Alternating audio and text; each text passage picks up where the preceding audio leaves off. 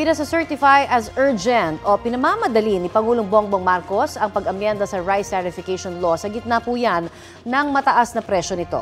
Pag-usapan natin yan kasama si Federation of Free Farmers Chairman Leonardo Montemayor. Magandang umaga at welcome sa Balitang Hali.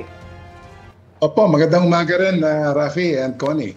Magandang umaga po sa inyo, sir. Ano ho ang tingin ninyo na magiging benepisyo kaya sa industriya at mga consumer sakaling maamyendahan nga po itong rice certification law?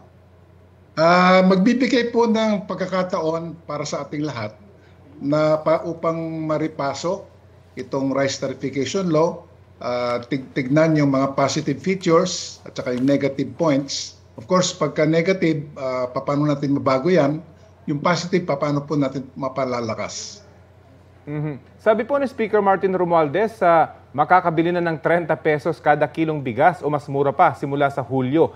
Kaya po ba ito? Ano po masasabi nyo?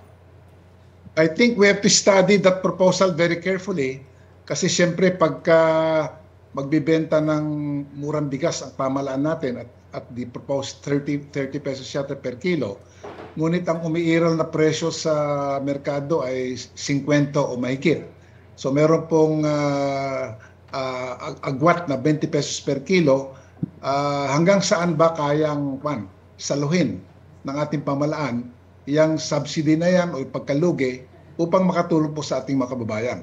Ikalawa po, bukod po sa budget question, ay palagay ko dapat pagkaroon ang pamimigay po ng o pagbenta po ng murang bigas dapat po targeted.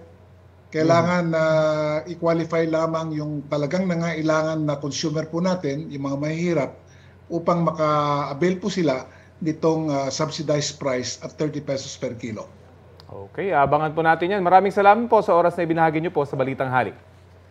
Wala pong anuman. Thank you also. Si Federation of Free Farmers Chairman Leonardo Montemayor. Kapuso, para sa mga maiinit na balita, mag-subscribe sa GMA Integrated News sa YouTube.